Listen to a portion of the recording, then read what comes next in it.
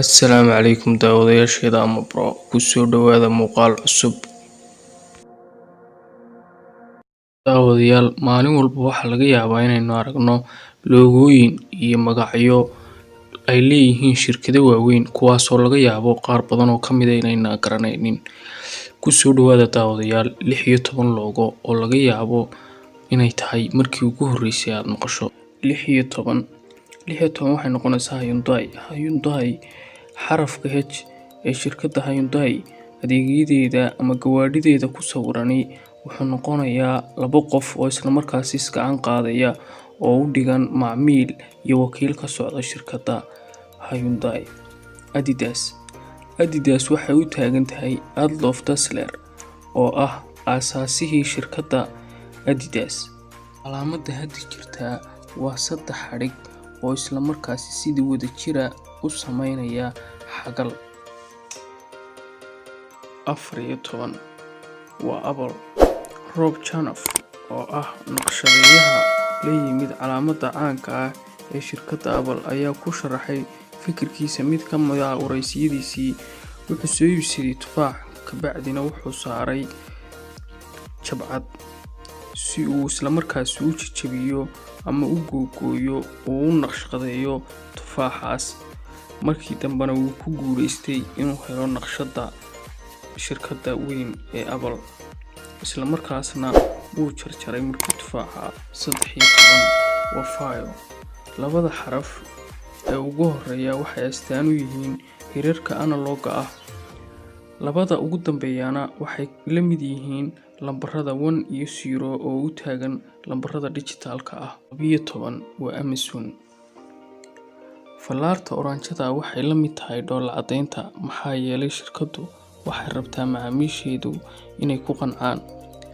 Fallaadhu sidoo kale waxay ku fidsan tahay xarfaha A ilaa Z iyadoo si maldahan u sheegaysa inay shirkaddu gebi ahaanba iibiso wax soo saar kasta oo aad qiyaasi karto. 11 Baskin Robbins. Qaybaha midabada casaanka leh ee qaybta PR waxay ka kooban yihiin lambarka 31 oo ah inta kalar ee jalaatada Baskin Robbins ka kooban tahay. Lambarka 10 wuxuu noqonayaa shirkadda Toyota ee gawaadhida. Toyota waxaa aasaasay nin cowboy ahaa kaasi oo markaasi ku sharaxay astaanta shirkaddu inay u taagan tahay irbad isla markaasi ay dundhex marayso, taasoo caddayn u ah inay shirkaddu berigii hore samayn jirtay agabka wax lagu tolo ama dharka lagu tasho, taasi oo markii dambe irbadaasi marka la kala saaro noqonaysa xarfaha Toyota ay ka kooban tahay.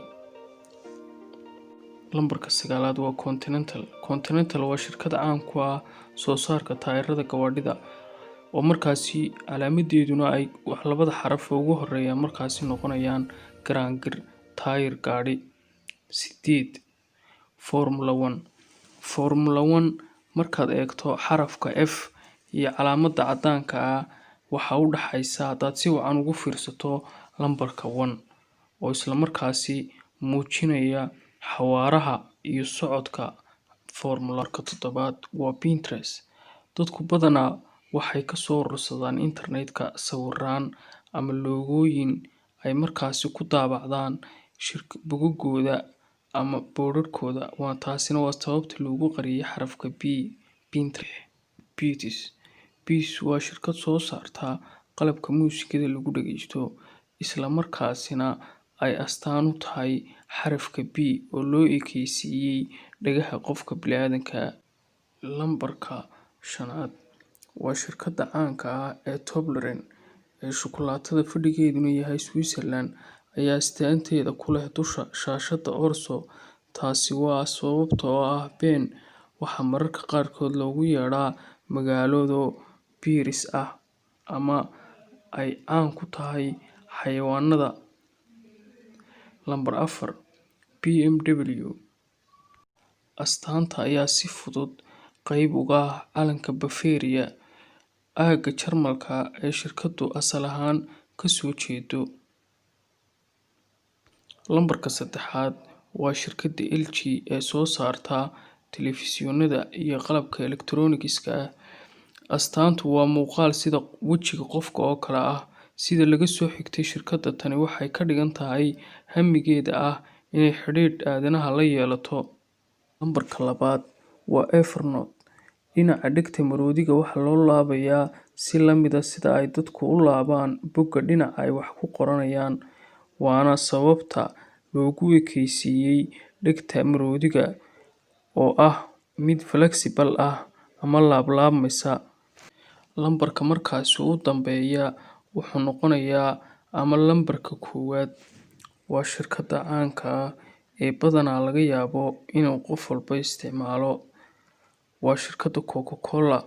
Shirkadda Coca-Cola, xarafka O iyo L waxaad ka arki kartaa calanka Denmark. Taasina waa mid iska caadi ah oo shirkad marka ay doonayso inay xayeysiin samaysato qaabkii suuqeedu ugu beeqaamayaba way samaysaa.